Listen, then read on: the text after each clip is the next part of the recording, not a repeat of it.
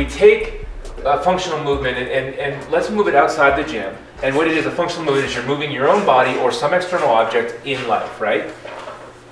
The role of core strength in any movement outside the gym, any real world movement, is if you do not have the ability to maintain that stability of your core during that movement, you're either at risk of not completing the movement properly or successfully or even some kind of injury. Yeah, sure. My hypothesis is that we're wired so that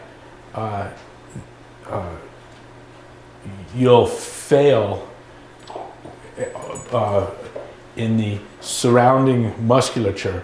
Let's move out a little bit on the kinetic chain. Let's get out to the hip and knee, shoulder.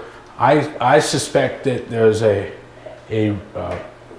built-in failure mechanism neurologically for this peripheral muscle tissue to prevent a midline collapse. And I see this phenomenon in the L-sit. I'm still not having anyone that's given me good reason why it is that, and let's go to the upper body again. If you find a dumbbell that you can hold out here, most of us, something in the neighborhood, you can do the other one, and if that's true, you really don't have much trouble. Lean back a little and holding two. Right. Okay. The part that's working is here and here. Right. And right. what the midline emphasis isn't that significant. It's in the shoulder. Right.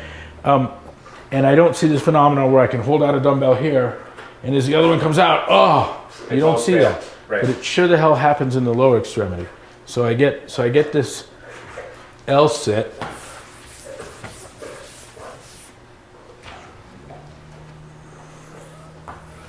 And I got a guy out here, that's a kneecap foot.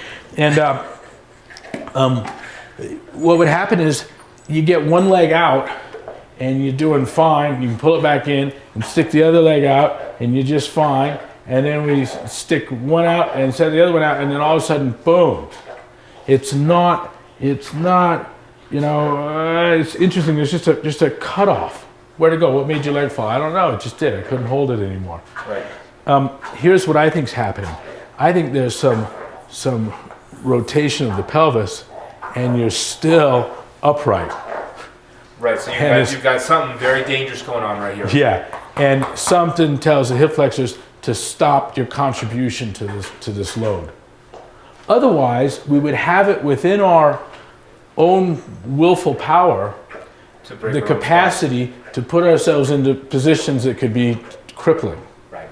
What happened to him? He was paraplegic. Oh, he had his legs out straight and someone put a barbell on them. Right. And he wouldn't let go. And Right. It broke his back. Right. It was the back that went. Yeah. No, I don't see it. Right. I don't see it. But that release mechanism, that phenomenon, and we used to demonstrate it in seminars, and it wasn't that hard to catch.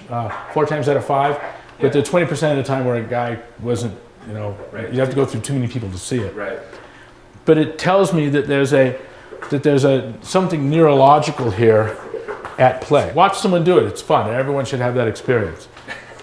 It's the experience of watching someone. I don't know why in the hell you can't do. Why one leg's easy, the other leg's easy, this leg's easy, both I can't do, not yet. Why? Right, because of that. I suspect. Something's shutting down.